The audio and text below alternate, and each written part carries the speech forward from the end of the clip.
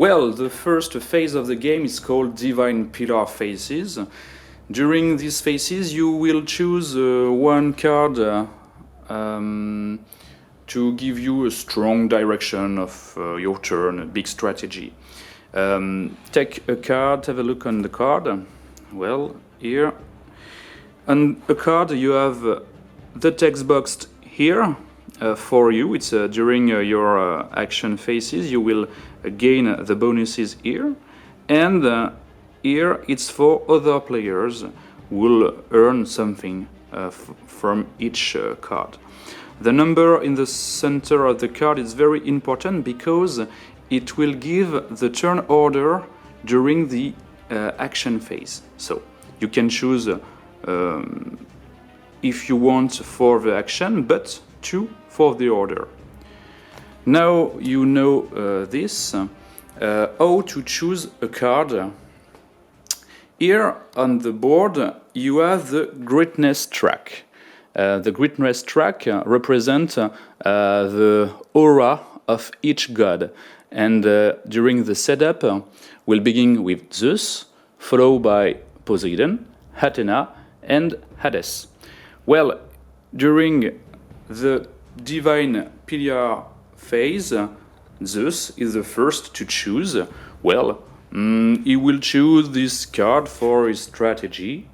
Poseidon will take this one because he wants to fight, and Athena wants truce to gain more resources, and Hades will want to make a temple. When each player takes his card, we can add prayer resources on each card stay on the board. No more on one prayer on each card. Well, on the next turn, if this card is taken by a player, he will earn the prayer resources on it. So, very easy draft phase. Well, now the planification phase. So each player chooses secretly an available location token. Here in this example, I will send my hero Triton in the Olympus here, and my prophet certainly in the Oracle. So token under each standee, except our god, it's free for him, no token is needed. Don't forget to have Aegis for the next phases, so I put each Aegis fragment in front of a standee to remember for the next phase. So it's very easy, and each player have to make this action in simultaneously. Phase 3, the action phase. Here we will focus only on Poseidon board and action, but each player choose one character to send him in a location and gain and make effects. So, first of all, the turn order is defined by the Divine Pillar and by the number in the center of the Divine Pillar. So here Poseidon has 5. In this example we have Athena who acts first because she has 2, following by Zeus with 4, Poseidon 5, and Hades number 6. Well, Athena and Zeus have made their action. Now it's Poseidon time, so I choose one character and I will choose my prophets. Here, my prophets. I reveal the token, so the underworld. I put this token is the used location spot here. I pay my Aegis to be able to send my prophets, and I will send him to the underworld. So magic video, ta-da! Underworld is here. Here we can check Athena as a prophet on this spot. I can go only and can move only on unoccupied slot. So here or here, if each slot were occupied, I have to pay a tribute to to be able to go on the underworld. So I will win 1 victory point. Well, immediately I earn 1 victory point on the track. I will be first here. Up, +1. Okay, now let's check the action I can make in the underworld. So I can resurrect a hero, but I haven't died hero here. Or I can drain the primordial, so I want to drain it. Let's check. Here, Kronos, the king of Titans, I have a value of 3 of Aegis. I will earn 3 Aegis now. Well, go on my board, and I earn 3 Aegis crystal here. Nice. I finish my action with Prophet, so now it's Hades, and turn it, so Athena, Zeus, and we back to Poseidon. So I want to use my god. When you use your god, you have a specific action. First, you can choose where you want to send it. And it's free. I think I'll go to the Oracle, just here. And I have 3 slots in the Oracle. Well, I want to gain 1 goodness on my board. Here I can add 1 on my track in goodness. It's useful when you build technologies to gain more bonuses. It represents empathy with humans. So I have to choose 1 action in the Oracle. First, I can make an omen to look one of the future primordial during the game, but I think I prefer make a premonition. Draw 1 card here and gain 1 victory point. Great, 1 victory point more up here. And draw 1 card. Let's take a look. So this is the Apollo's temple. Don't forget, premonition cards are mini objective. It's hidden of all other players, only for you. The condition be in Argos and have a temple in Argos, and the reward is to gain 3 greatness points. Great. Okay. Now I have my divine pillar cards to do. So let's take a look. It's symbolism. I will place a temple in a city where you don't have one. So with my premonition card, it will be very interesting to place my temple in Argos. Okay, let's do that. When I earn element, here a temple, I can take this one or this one, because they are the first of the tile. This one in the trident tile, I cannot take it because it's a prophet and spark cube before, and I have to get down all the elements before taking the temple. So I will take this one and place it here in Argos. Great. Now I unlock this tile, is the Caps Union. I earn immediately 1 victory point, 1 more. Great. And I flip this card, Caps Union. When an architecture type technology is deployed, gain 2 victory points. Very useful. It's a build very interesting for Poseidon, and it's working with each character. So it's very interesting.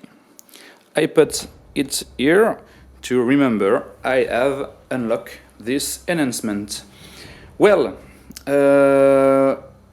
other player plays and make all their action, and I go back for my final character. So this is Triton here, Triton, my hero, and I decide to go to the mortal world and make an action. So this token is used now, and I spend my Aegis. Don't forget, when I play my Divine Pillars, each other character, other players win one thing here, one premonition card. So, flip to remember.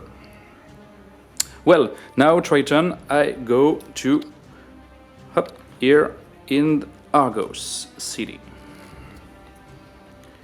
Well, when I move to Argos spot, I immediately gain one prayer. This prayer will be going to the well of prayer. Here is a pool, and when a player creates some technologies, it will be able to gain this prayer. Well, here I can make two actions.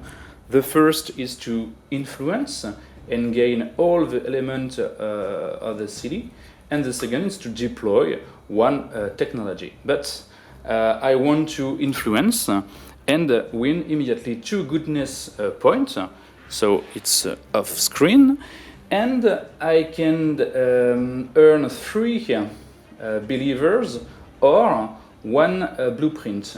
So I want believers because I want to build technology.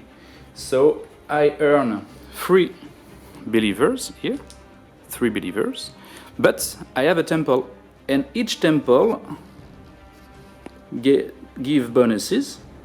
Here, when I make an influence, I can earn 1 more goodness point or 1 more believer meeple. So I want another believer meeple.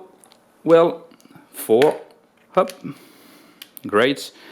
I think I can do more action in the next turn, but don't forget, I realize I fulfill my condition.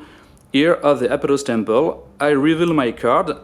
I am in Argos and I have a temple in Argos. I win immediately 3 greatness point. So this card is discarded at the Oracle here, and I win immediately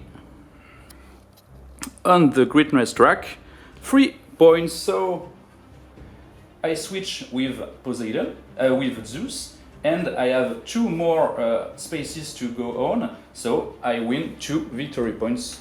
So it's a good turn for Poseidon. This is one example of one of the action phases, so it's very interesting, very lot of thing to do. To check more interested detail, when I go to the mortal world with my hero, I can choose to go in Lemnos.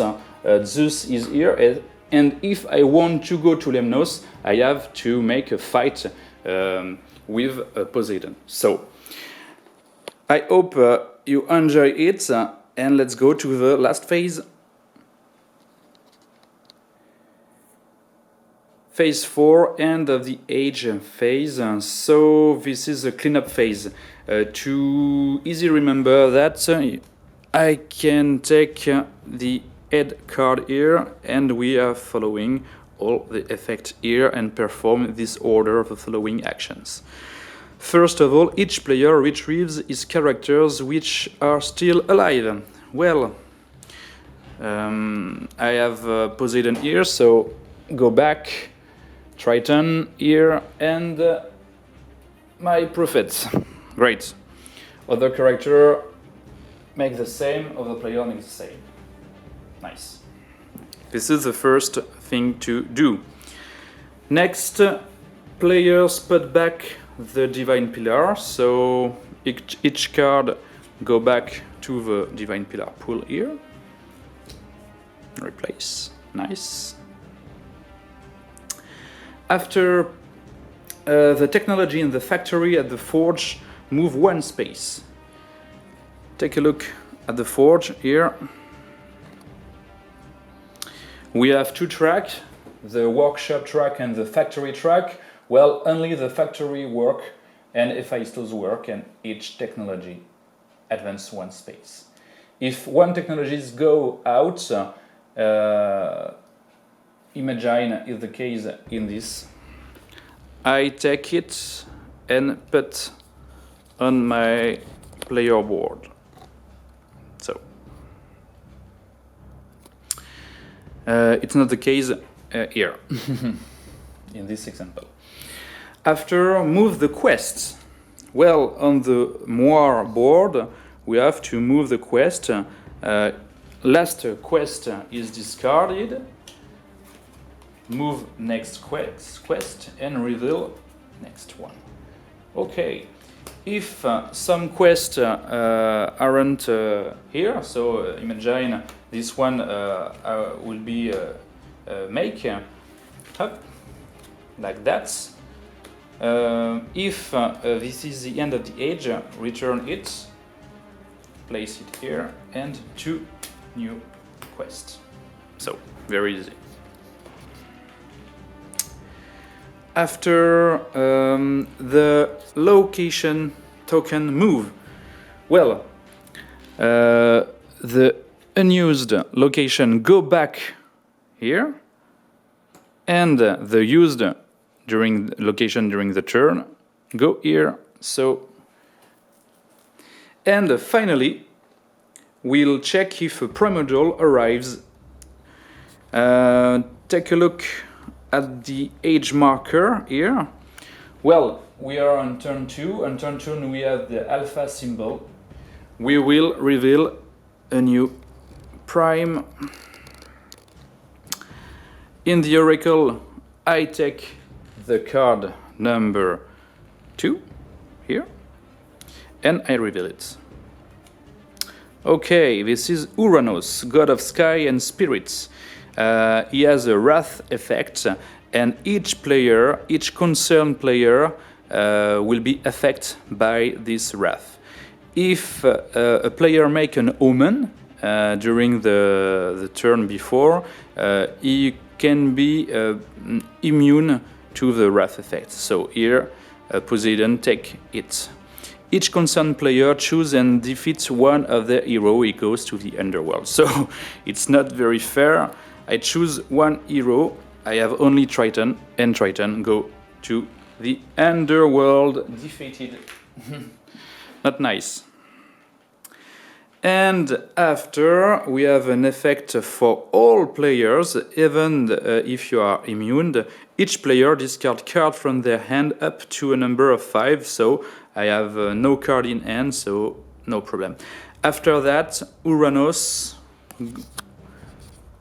go to the underworld here and replace Kronos. He has a better Aegis value. Well, we have we advance the marker to the next turn. That's all for this end of the age phase.